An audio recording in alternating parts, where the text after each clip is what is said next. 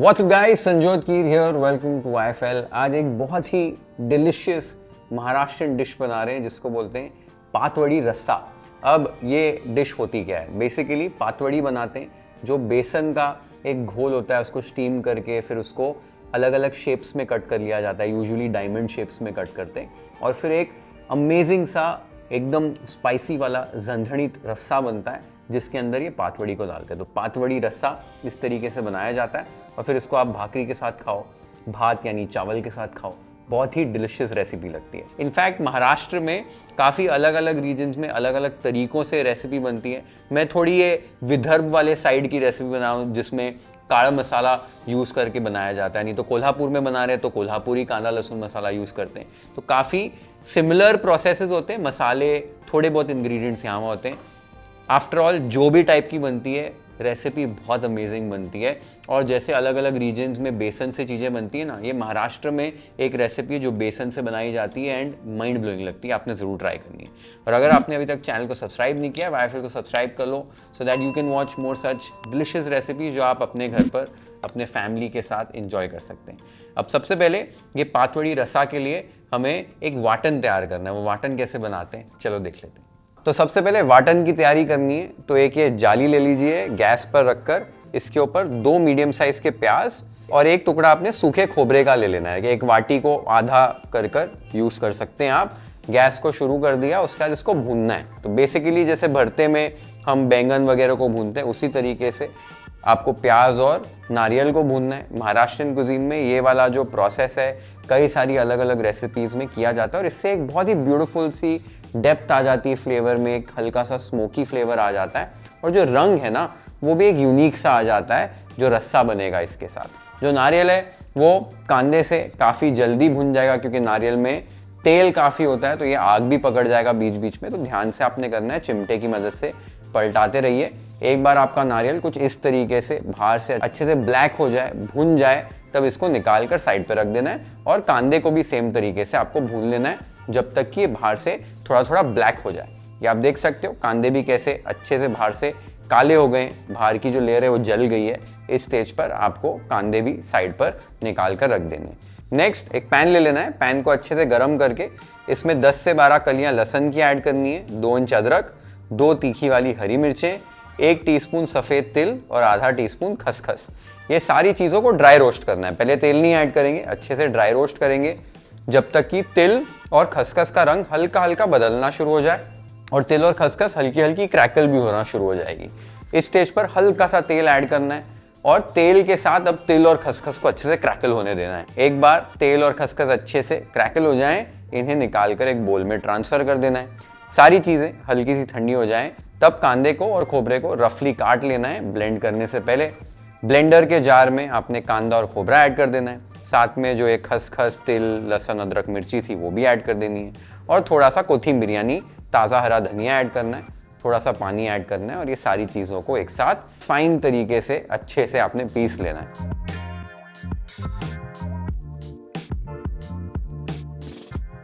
ये देखो मैंने सारी चीज़ों को पीस लिया एकदम फाइन तरीके से, हमारा वाटन बनकर ये तैयार हो गया है। और ऐसी जो पेस्ट बनाते हैं ना इसको महाराष्ट्र में वाटन कहते हैं और ये बेसिकली बेस बनेगा हमारे रस्से के लिए। वाटन को मैंने ब्लेंड लैब प्रो में पीसा है। इसमें जो टेक्सचर है ना जो रस्से का वो एकदम ब्यूटीफुल सिल्की वेलवेटी स्मूथ आना चाहिए, उसके लिए इसको पीसना बहुत अच्छे से ज़रूरी है। तो ब्लेंड लैब प्रो में ऐसी पेस्ट बहुत आसानी से आप पीस सकते हो, फटाफट पिस जाती है और परफेक्ट कंसिस्टेंसी और टेक्सचर मिलता है। एंड नॉट जस्ट दिस, आपको स्मूदीज़ बनानी है, मिल्क शेक्स बनाने हैं, कोल्ड कॉफ़ी बनानी है, चटनियाँ बनानी है, बैटर्स बनाने हैं, ये सारी चीज़ें आसानी से पीस सकते हो। काफ़ी पावरफुल मोटर है इसकी एंड आपको ये 2 अलग अलग साइज़ के जार्स मिल जाते हैं। काफ़ी कन्वीनियंट हो जाता है आसानी से सारी चीज़ें ब्लेंड करने के लिए अपने किचन में।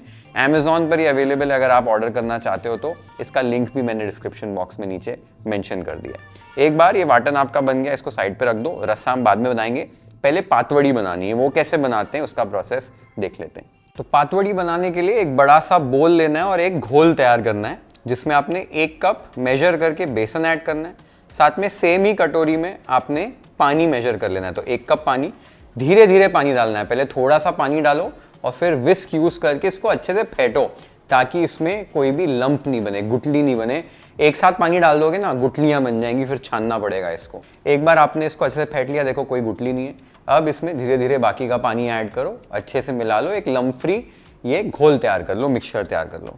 एक बार ये मिक्सचर तैयार हो गया, फिर इसकी तड़के की तैयारी करनी है। तो कढ़ाई लो, कढ़ाई में 1 टेबलस्पून तेल डालकर गरम कर लो। अब इसके अंदर 1 टीस्पून जीरा ऐड करना है और 1/4 टीस्पून हींग ऐड करनी है। साथ में एक मीडियम साइज का चॉप किया हुआ कांदा ऐड करना है और 1 टेबलस्पून अदरक, लहसुन और मिर्ची की पेस्ट ऐड करनी है।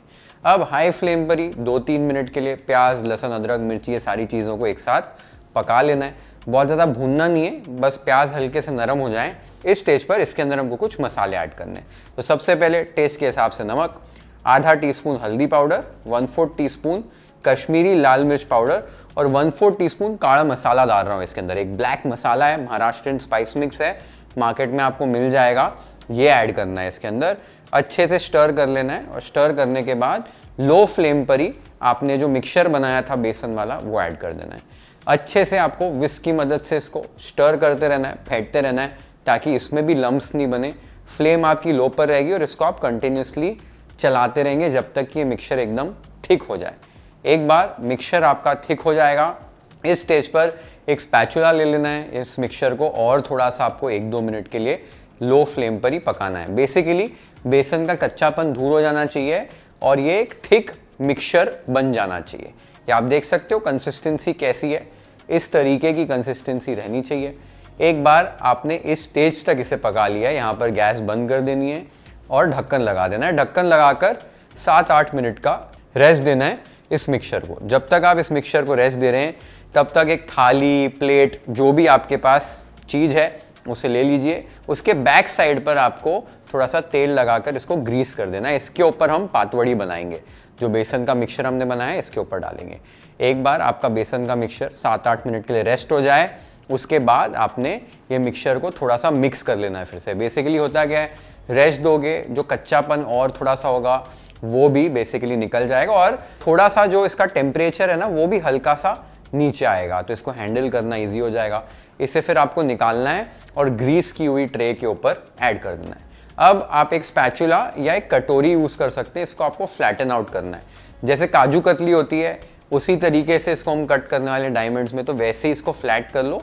लगभग 1 सेंटीमीटर इसकी थिकनेस होनी चाहिए। देख सकते हो मैंने किस तरीके से इसको फ्लैटन आउट कर दिया है। अब इसके ऊपर आपने थोड़ा सा ग्रेटेड खोपरा ऐड करना है और साथ में ताज़ा कटा हुआ धनिया ऐड करना है। हल्का सा ऊपर से टैप करो कि ये सारी चीज़ें लग जाएं इसके ऊपर, और इसको भी साइड पे आपको छोड़ देना है और ठंडा होने देना है, ताकि जब इसको आप काटो तो एकदम अच्छे से आप इसे काट पाएँ। तब तक हम रस्से की तैयारी कर लेते हैं।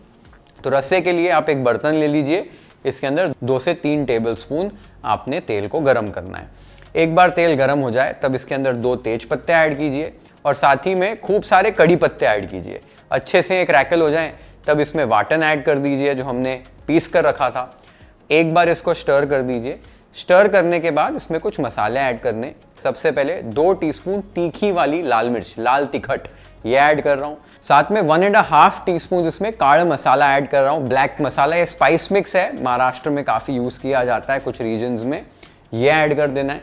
साथ ही में 1/4 टीस्पून हल्दी पाउडर ऐड कर देनी है और टेस्ट के हिसाब से नमक ऐड कर देना है। सारी चीज़ों को अच्छे से मिला लेना और यहाँ पर आपको भुनाई करनी है, अच्छे से इसको भूनना है जब तक कि ये काफ़ी थिक हो जाए मसाला और इसका टेक्सचर चेंज हो जाए, कलर डीपन हो जाए।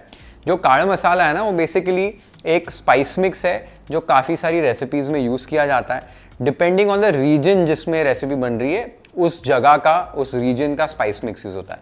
तो जैसे अगर ये कोल्हापुर में बन रहा होगा तो कोल्हापुरी कांदा लहसुन मसाला यूज़ किया जाएगा, कई जगह पर गोड़ा मसाला यूज़ किया जाता है। तो ऐसे अलग अलग स्पाइस मिक्सेस होते हैं, ये आप मार्केट में आसानी से मिल जाते हैं और एक बार आप बनाकर देखो, रिजल्ट्स बहुत अच्छे आते हैं।